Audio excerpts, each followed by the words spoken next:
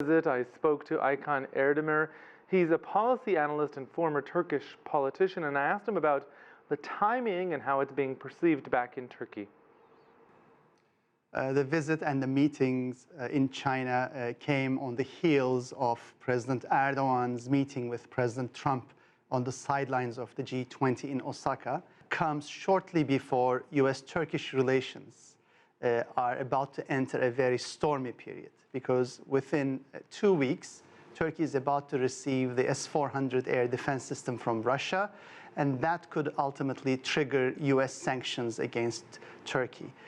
So Turkey at this point is in search of a reorienting of its foreign and security policies. So given the economic downturn in Turkey, I think President Erdogan's visit to China was critical from both angles, that is, foreign and security policy as well as economic policy.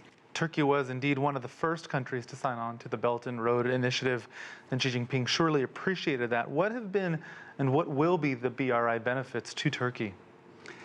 Turkey sees itself as a bridge country. In fact, that bridge metaphor has been central to Turkey's messaging all along.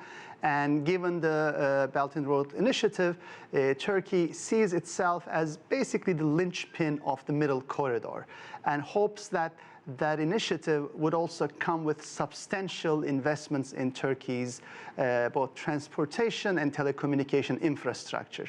Now, when we take a look at President Erdogan's 17-year-long career, we have seen that his trademark has been in infrastructure projects.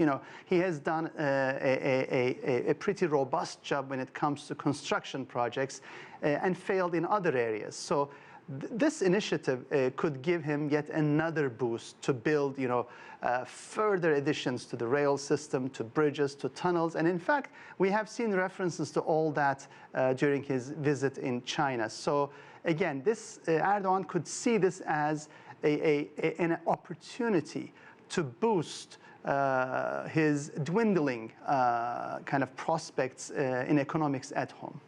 Turkey isn't married to the West, but of course there have been efforts by Brussels to court Ankara, and Washington sees Ankara as a key ally in the region. How is the West viewing this visit by Erdogan to Beijing, this cozying up, if you will, between Turkey and China? Turkey, since the Second World War, Turkey has been a pretty integral part of the Western international world order, with its membership in the Council of Europe, in OECD, in NATO, as well as its kind of membership application to the European Union.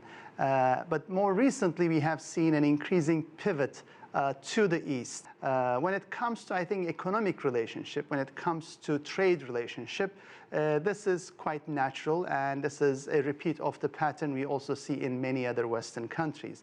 But when it comes to, I think, diplomatic and security relationship, there is a concern among Turkey's NATO allies, among Turkey's Western partners, that this could also be a reflection of a broader reorientation in President Erdogan's diplomatic and security outlook.